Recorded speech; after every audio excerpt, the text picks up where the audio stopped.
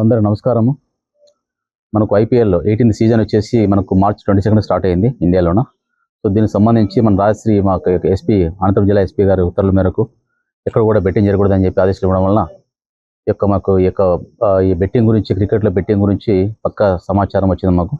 So ఇక్కడ కల్లూరుకు సంబంధించి రాజశేఖరు, అదేవిధంగా తరిమలకు సంబంధించి రవీందర్ రెడ్డి, సుధీర్ రెడ్డి, భాస్కర్ రెడ్డి వ్యక్తులు ముగ్గురు కూడా ఒక యాప్ ఉంది క్రికెట్లోన.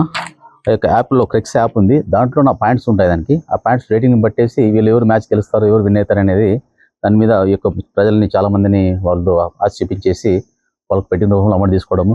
ఆ తర్వాత ఈరోజు మార్నింగ్ మాకు రాబడిన సమాచారం మేరకు అక్కడికి కల్లూరులోన ఈ యొక్క రాజశేఖర్ ఇంటికి వెళ్తే ఈ ముగ్గురు కూడా అక్కడ డబ్బులు అంతా కూడా గెలిచిన వాళ్ళకి ఆ డబ్బులు ఇవ్వడం జరుగుతుండేది. అది పట్టుకొని మేము అందరూ కూడా దాదాపు 4,02,000 అమౌంట్ సీజ్ చేయడం జరిగింది, ముగ్గురు అరెస్ట్ చేసేసి.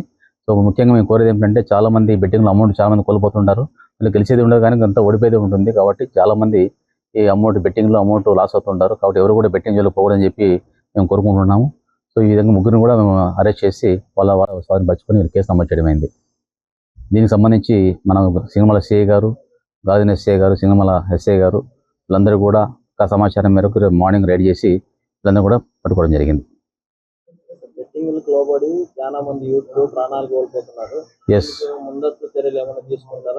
దీనికి సమాచారం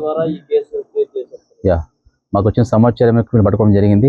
మేము పబ్లిక్ ఒకటి కోరుకుంటున్నాము, ఇటువంటిది లోన్ యాప్స్ అయితేనేమి, బెట్టింగ్ అయితేనేమి, ఏదన్నా మీకు తెలిస్తే ఖచ్చితంగా ప్రజలు తెలిస్తే మాకు సమాచారం ఇస్తే ఖచ్చితంగా యాక్షన్ తీసుకుంటాము. ఇది కూడా మాకు వచ్చిన సమాచారం మేరకు మేము పట్టుకున్నాము. ప్రజల నుంచి వచ్చిన సమాచారం మేరకు ఇద్దరికి మెయిన్ సిబ్బంది కూడా ఎస్పీ గారు అభినందించారు. వాళ్ళు కూడా రివార్డ్స్ మనకు రికమెండ్ చేయడం జరుగుతుంది. అమౌంట్ పోగొట్టుకోవడము, దానివల్ల మనస్తాపం చెంది ఎలాంటి అప్పులు ఎలా తీర్చాలని చెప్పి మనస్తాపం చెంది చాలా చనిపోతుంటారు. సో యూత్కి మనం చెప్పేది ఏంటంటే, మన టీవీలో పేపర్లో చూస్తుంటాం మనం చాలామంది యువకులు అందరూ కూడా దీనికి బానిసలైపోయి బలవంతమన్నం పాల్పడుతున్నారు. సో నేను చెప్పేది ఒకటే, మేము ఎవరు కూడా ఇటువంటి యాప్లో జోలి పోకుండా ఉండడము, బెట్టింగ్ పాల్గొని ఉండడము అనేది చాలా ముఖ్యము. సో ఇవన్నీ అవగాహన పెంచుకున్నారు. ప్రతి ఒక్కరు కూడా అవగాహన పెంచుకుంటే ఇవి జోలి పోకుండా ఉంటారు అనమాట.